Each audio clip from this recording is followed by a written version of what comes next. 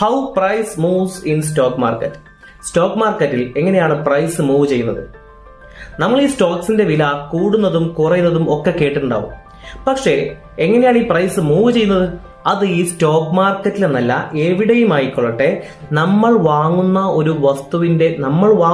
ഓരോ വസ്തുവിന്റെയും പ്രൈസ് തീരുമാനിക്കുന്നത് supply and demand ആണ്.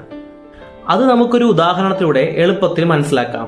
നമ്മുടെ ജീവിതത്തിലെ നിത്യോപയോഗ സാധനമായിട്ടുള്ള ഉള്ളി നമുക്ക് ഉദാഹരണമായിട്ട് എടുക്കാം. സാധാരണ നമ്മൾ ഇമ്പോർട്ട് ചെയ്യാറുള്ളത് 1000 ടൺ ഉള്ളിയാണ്. എന്നാൽ ഈ ഉള്ളി കൃഷി ചെയ്യുന്ന സ്ഥലത്ത് ഫ്ലഡ് വന്നിട്ട് നമുക്ക് ആകെ 800 ടൺ ഉള്ളിയെ കിട്ടിയുള്ളൂ. അപ്പോൾ സ്വാഭാവികമായിട്ടും ഉള്ളിയുടെ വില കൂടും. കാരണം ഇവിടെ 1000 ടൺ ഉള്ളി വേണ്ടിടത്ത് 800 ടൺ ഉള്ളിയെ കിട്ടിയുള്ളൂ. സ്വാഭാവികമായിട്ടും ഉള്ളിയുടെ വില കൂടും. കാരണം ഇവിടെ ഉള്ളിയുടെ ഡിമാൻഡ് കൂടുന്നു, ഉള്ളിയുടെ ആവശ്യക്കാര് കൂടുന്നു. അതുകൊണ്ട് തന്നെ ഉള്ളിയുടെ വിലയും കൂടുന്നു, ഉള്ളിയുടെ ഡിമാൻഡ് കൂടുന്നു. ഇനി അടുത്ത വർഷം, ഈ വർഷം വില ഇത്രയും കൂടിയത് കണ്ട് അടുത്ത വർഷം ഒരുപാട് കൃഷിക്കാര് ഉള്ളി കൃഷി ആരംഭിക്കും. സോ 1000 ടൺ ഉള്ളി വേണ്ടിടത്ത് നമുക്ക് 1200 ടൺ ഉള്ളി കിട്ടും. അപ്പൊ ഇവിടെ ഉള്ളിയുടെ വില കുറയും.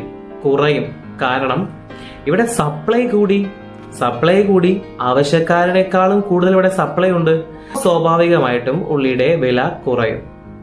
ഇതാണ് സപ്ലൈ കൂടുമ്പോൾ വില കുറയുന്നതും ഡിമാൻഡ് കൂടുമ്പോൾ വില കൂടുന്നതും.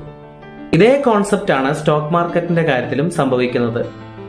ഒരു സ്റ്റോക്കിന് കൂടുതൽ ഡിമാൻഡ് വരുമ്പോൾ ആ സ്റ്റോക്കിന്റെ പ്രൈസ് കൂടുകയും ഈ ഡിമാൻഡ് കുറയുമ്പോൾ അതിന്റെ പ്രൈസ് കുറയുകയും ചെയ്യുന്നു. ഇത് നമുക്ക് കൂടുതൽ മനസ്സിലാക്കാനായിട്ട് നമുക്ക് ഈ അടുത്തുണ്ടായ ഒരു റിയൽ ഇൻസിഡന്റ് വെച്ച് പറയാം. ഈ കോവിഡ് സമയത്ത് സ്റ്റോക്ക് മാർക്കറ്റിൽ വലിയ വലിയ കമ്പനികളുടെ എല്ലാം ഷെയർസ് നല്ല കുറഞ്ഞു. കാരണം ആളുകൾക്ക് എന്താണ് ഇനി സംഭവിക്കുന്നതെന്ന് അറിയില്ല. ആൾക്കാർ ആകെ പാനിക്കായി, അവരെല്ലാം ഷെയർസ് വിൽക്കാൻ തുടങ്ങി. സോ വിൽക്കാൻ തുടങ്ങിയപ്പോൾ സപ്ലൈ കൂടിയപ്പോൾ പ്രൈസ് നല്ല കുറഞ്ഞു. ഇനി 2022 റിലയൻസ് അവരുടെ 5G നെറ്റ്വർക്ക് ലോഞ്ച് ചെയ്യുന്ന കാര്യം അനൗൺസ് ചെയ്തു. അതോടെ റിലയൻസിന്റെ ഷെയർസിന്റെ പ്രൈസ് നല്ല കൂടി. ആളുകൾ ഒരുപാട് ഷെയർസ് വാങ്ങാൻ തുടങ്ങി.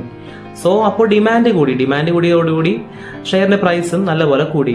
ഇതേപോലെയാണ് ഓരോ കമ്പനിയുടെ പ്രൈസ് കൂടുകയും കുറയുകയും ചെയ്യുന്നത്. സോ ചുരുക്കി പറഞ്ഞാൽ ഇത്രയേ ഉള്ളൂ. ഡിമാൻഡിനെയും സപ്ലൈനെയും ബേസ് ചെയ്തിട്ടാണ് സ്റ്റോക്ക് മാർക്കറ്റിൽ പ്രൈസ് കൂടുകയും കുറയുകയും ചെയ്യുന്നത്.